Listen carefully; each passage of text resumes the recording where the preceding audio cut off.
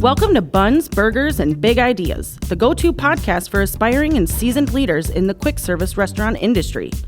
Each week, we serve up actionable insights and proven strategies to help you lead smarter, build stronger teams, and elevate operations. Whether you're taking your first steps into leadership or refining your expertise, we're here to fuel your growth and spark big ideas. Let's dig in. Ladies and gentlemen, welcome back to Buns, Burgers, and Big Ideas. Riley here with my host, Eric. Yes. Here I am. Here you are. We're here. I don't know why I'm still here, or how I'm still here. You know what's funny is I got promoted, right? I don't know if I ever shared this with you or not, but I took on the supervisor position. So I was an operations supervisor position. I oversaw 3 restaurants. My boss at the time, right, he's like, hey, we're going to do this. Let's go be awesome. And I said, cool. What do you want me to do, right? And he says, I don't know. Just follow my lead. So there I was promoted. I was put in a position. I don't know if that was a crisis or a time where he, wanted to promote or just made me or whatever, but it worked out, I think. I would say so. I think it worked out. But I'm going to tell you, Riley, there's been plenty of times where I've been in positions where it's like I needed somebody and I just promoted somebody and it kind of just fell apart. So I am excited to talk a little bit more about mentorship and succession planning, especially in this fast food environment, because I think there's just a ton of opportunity for us to really build leadership and building that, not just saying to build a bench, but actually doing something to build a bench. Right. Well, and for us and how awesome we are, if you don't stay with us, at least we're sending a really awesome leader into the world, that's been influenced by, the trainings of Buns, Burgers, and Big Ideas. Well, and I want to check out this awesome meter that we have. We're gonna have to get one. We should. Are we super awesome? Totally awesome? Did we get? I mean, I feel like we're awesome. Yes. Because I've seen it. I've seen it a lot. In the last 5 years. And that's what's super cool I get that privilege because not a lot of other people, have seen from that level the change that we have because our turnover is high, which we're going to lower that. But that's, Well, that's the thing. Our turnover is high. Yeah. Right. And in the fast food world, I mean, natural turnover is 120, 140%. So the fact that we're, 30, 40% better than that, I mean, we do sit at, 90, 85, 90, and I know we want to get to 30. But the fact that turnover is high means that we have to be even better at succession planning. Yet we don't always take the time to do this. We as an organization, me as an individual, and I know we're going to, and part of our plan for the future is to have a better planned future, right? Yeah. But I'm going to tell you, I've promoted a lot of people, Riley, who I just promoted because they filled the spot. They whether it's a crew trainer or shift manager or assistant or whatever, overnight shifts, late night shifts, dinner days, it doesn't matter. Yeah. It's oh, you can work this? Cool. Here's the tie. Go be a manager for me. Yeah. So, well, I mean, I tell you, my promotion was more, I don't want to put words in their mouth, but it was I was supposed to get a raise, and the previous manager basically faulted on that and didn't do it. Yeah. Right? And so I told the new manager, and he was like, "Oh, I'm sorry." He was working with me. He was very awesome. Sure. And he was like, "Well, I can't do that, but let me put you through the program. Let me make you a manager." Yeah. And so I was like, "Okay, cool." My promotion wasn't necessarily in the cards. It was just kind of I got to cover. At least that's how I felt at the time. Sure. Yeah. Sure. Well, that's funny to think about, even on the opposite end, right? I never thought about it that way. I wonder how that person who you're promoting feels when you just put them in a position just because. That's what I'm saying. That's kind of what it felt like. Because I wasn't out of high school yet. Sure. So I was still in high school, and he wants to make me manager. And I was like, this is I felt good, but then it was also, now again looking back, it's oh, this was kind of just to make up for something somebody else didn't deliver on. I'm grateful. At least you're looking back on it now, right? I'm years grateful. ago, yeah. We have, numbers that, staffing numbers as far as how many managers, how many crew trainers, how many of each, per the volume of the restaurant. So those are good parameters. And so that should help you really add some structure to whatever the succession planning looks like.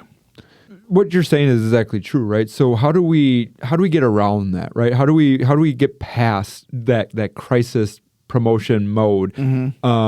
And there are steps we can take. I mean, there's plenty of things we can do. And I think that starts with having preemptive conversations, right? Like most of our teams have 40, 45, 50 people on their teams, but how often do we really talk about and individually talk to everybody about what their future looks like? Because I'm going to tell you too, Riley, like I've been surprised at some of the people who all of a sudden like pop out of nowhere and it's like, oh, where did this person come from? They're super awesome. How come we didn't see them, right? How come we didn't know? They've been with us for Okay. So I think just having conversations with your people, getting to know your people, right, is one of those first steps. Because as a leader, and I get it, you're not going to work every shift, you're not going to know everybody. Yeah. But having really good conversations, even with your shift managers around, hey, who's helping you be successful? What does that look like? So really, as far as just that leadership pipeline, right? Like identifying ahead of time who you may or may not want to work with before it becomes crisis mode. Absolutely. And you mentioned those kind of early, kind of like test the waters. Yeah. You know? And I believe we have a probationary type program for most of our promotions anyway. It's, hey, let's put you in here, let's start you on the training, if you're interested. And then if you don't like it or it doesn't work out or we have that time period where we can retract. 100%. And there's nothing wrong with that. I'm going to tell you, because sometimes when you look at your boss, it's like, well, I can do their job, right? Like I've had plenty of people come to me like, I don't even know what you do. And I'm like, I get it. There's times I don't even know what I do. But kind of that leadership that, I can run shifts, I can be an assistant, I can be a GM. And then they get in the position and it's like, wait, that wasn't for them. So those probationary test the water periods is not necessarily a bad thing for people. And a lot of it's just the communication that you're having with those people. You find out who's interested, you start that program, you do this, and you're constantly, you're mentoring them. You're really talking with them and helping them grow in their position. Yeah.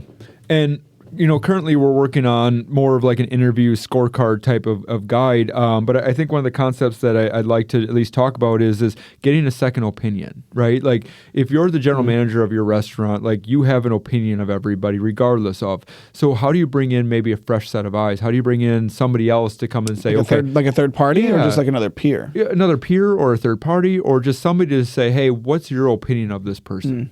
Right? Like having that second interview or just, hey, let them go run a shift and let's see what happens, right? Like, I don't know if we do those things enough. I don't know if we have some of those conversations. No, that's very true. And, I was thinking like the subjective,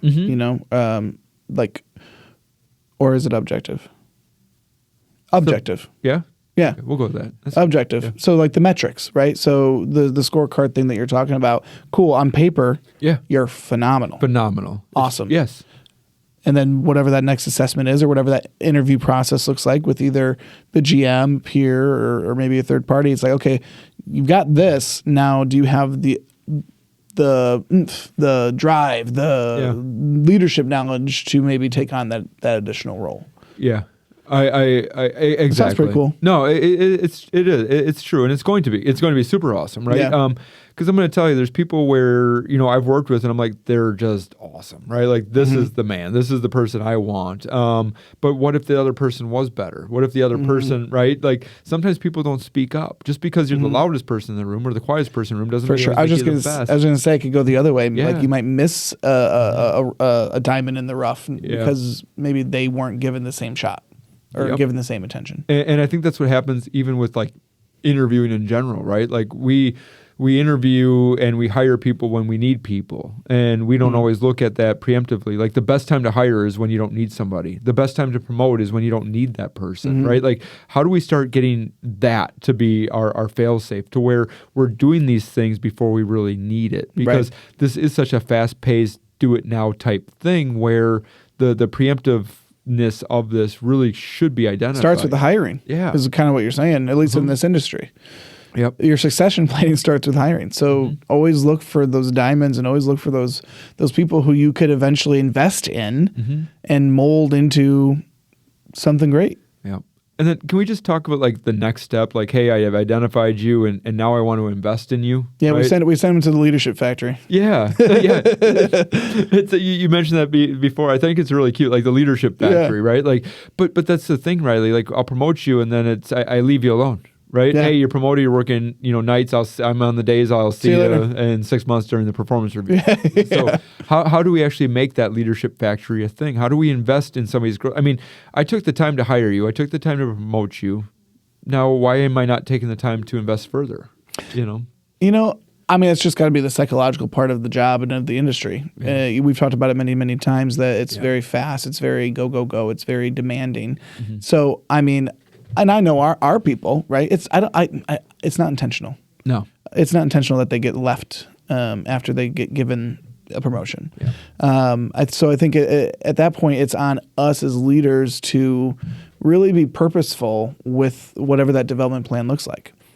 And, make sure if they have any questions, they get asked and we answer them. Mm-hmm. And if we don't know the answer, we find the answer. Yep. And we just have that conversation with them about what the next 6 months or however long that program is going to be like. Yeah. And make sure they know that they have you to, check in with or to ask questions along the way.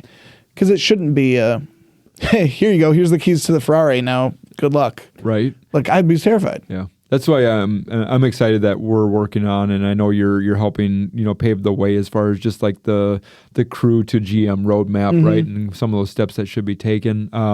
We've done a really nice job with some of our online training and things like that. But once again, it can be just check the box type stuff. So we as leaders have to take the time.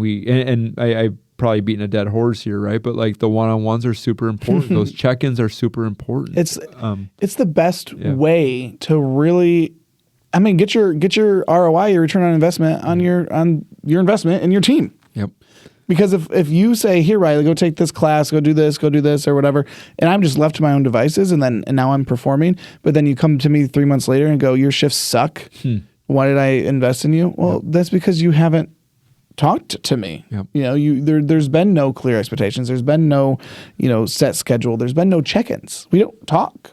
Yeah. So how do you expect me to do what you want me to do if we don't talk? Yeah. That's the end of it. And it's true. And that's where, scorecards and shifts, follow-ups come in. And, mm-hmm. We're doing great at paving the way for a lot of these things. And a lot of these things are in motion. And what's funny is in like a year, it's going to be like, we're going to be so much better off than what we were, because I think there will be a lot more clarity around not just the restaurant results, but the shift results. Because mm-hmm. I'm going to tell you flat out, there are shift managers out there who are doing I guarantee you, the most amazing job, but we don't know that because we don't necessarily see it that way. Very true. So I think during one-on-ones, like we have to get ourselves out there. We have to take the time to talk to people, and we have to take the time to look at shift-by-shift results and employee results. And I know as we look at our 1,000+ employees, it's like we should know how people and where people are ranking, because as far as the fast pace and the high turnover, the succession planning has to be just one of those things. But the other part of this is if we treat our people fairly and we treat them right, because most people just want to be seen and supported and just set up for success. Yeah. Then they stay.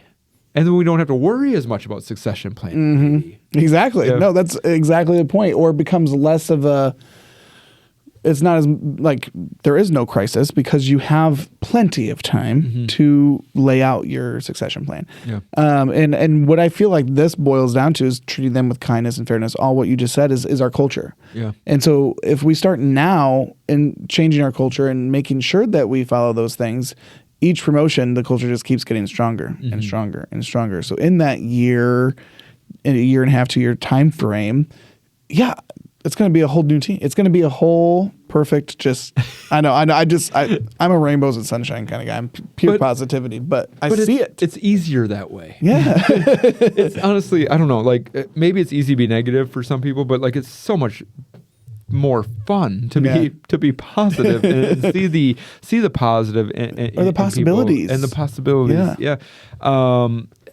So we just have to be better at using, I think, our internal development tools. Like we as an organization, mm-hmm. we have to be better. The tools are out there, right? There's so many different ones. And I mean, if your organization doesn't have it, I would guarantee you Google it, right? Like there are things out there to help us with succession planning.